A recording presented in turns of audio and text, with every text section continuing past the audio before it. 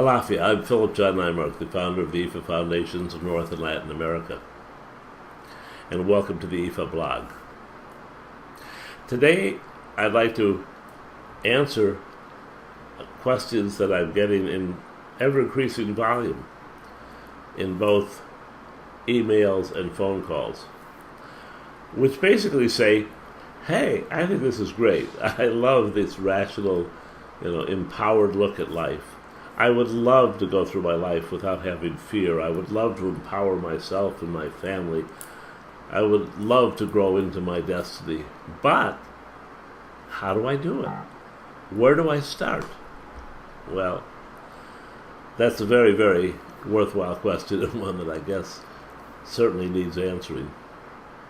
And the best answer that I can give you is to start the same way that the Yoruba people, those people that created the Ifa philosophy thousands of years ago, start in their own lives.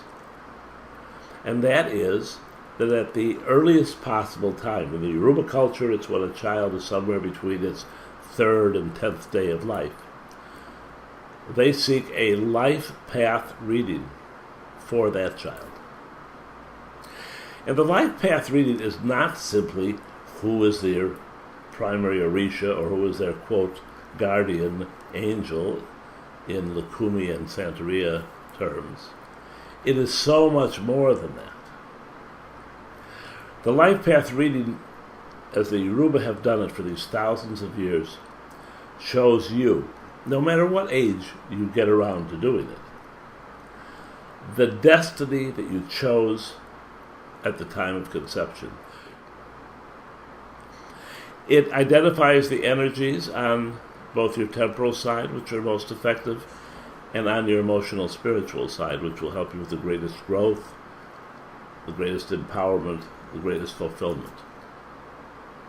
It also identifies those subset or moderating energies, which will help you even more and help the child even more in their temporal everyday as well as their emotional, spiritual side. It also does identify the primary Orisha that crowns your head and explains what was obvious to them and certainly not obvious to the diaspora interpretation, that the guardian Orisha that will most benefit your life experience was selected by you. And it was selected by you in what's called the domain of Ajalamopin, where all creatures, all humans certainly, go at the moment of conception to acquire certain attributes. And once the most important attribute, which is your destiny and the energies to realize it, are established, the next most important thing would be you're selecting an Orisha that most closely matched those attributes. For example, if your life path had to do with being out there, traveling, moving, joyful, etc., you probably wouldn't choose Ogun as your primary Orisha. You probably would choose Oshun or Shango or Eshu or something that more effectively fit into what it is not only that you had to accomplish during this lifetime, but to give you the most growth, success, happiness, fulfillment, health, etc. during that experience.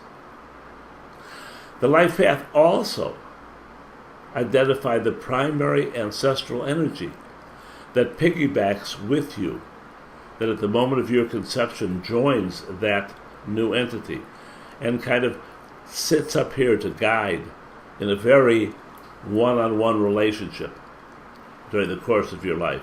For the Yoruba, calling on this energy, working with their primary ancestral energy, is one of the most powerful tools possible, because that energy reflects hundreds or thousands of years of accumulated energy in your bloodline.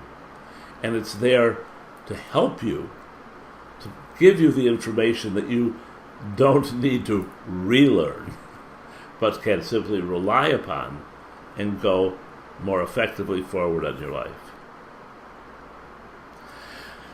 There are other things in a life path reading. There's the kind of energies that you will be able to associate with most easily, those energies which may give you a bit of difficulty.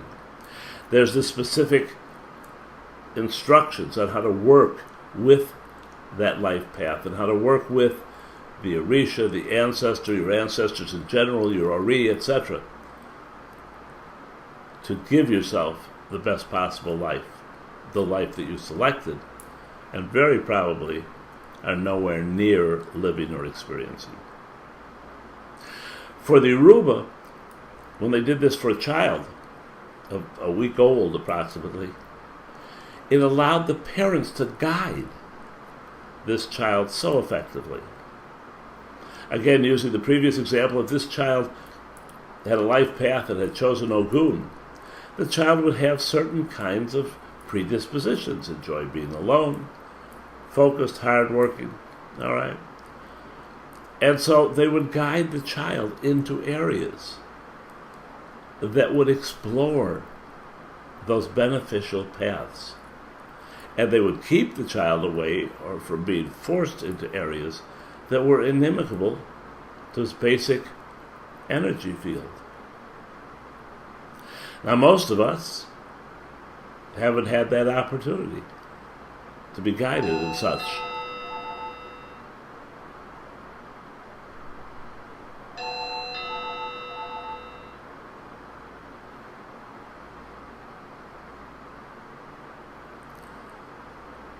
Now, most of us have not had the opportunity to be read when we were infants. In my own case, only my two youngest children had that opportunity. My 50-year-old daughter did not. She had her life path done much later in life. But most important, you're going to be able to find how exactly you can restructure your life.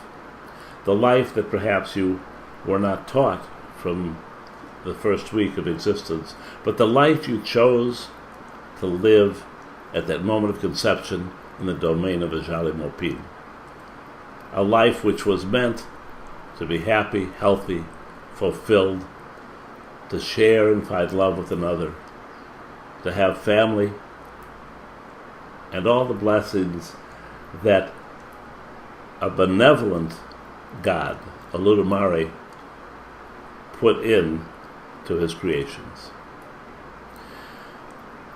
That's the first step, from my perspective. That's the most important step. That's the step that will allow you to begin to peel that onion of your life, those layers that have been welded on by a society focused on short-term gratification and on me, me, me, instead of us, us, us. It's the most important thing, I believe, that people can do for themselves and their children. It's the beginning and allows for the understanding of a life of fulfillment, joy, and a life absent of unnecessary fear and anxiety. The Foundation performs these, of course. We perform them, and you can find out that information by going to spiritualtools.org and clicking on the divination section, and you can read all about it.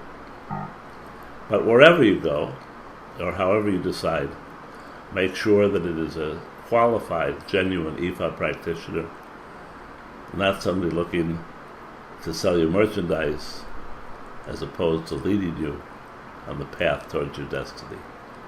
Until next time, love and blessings.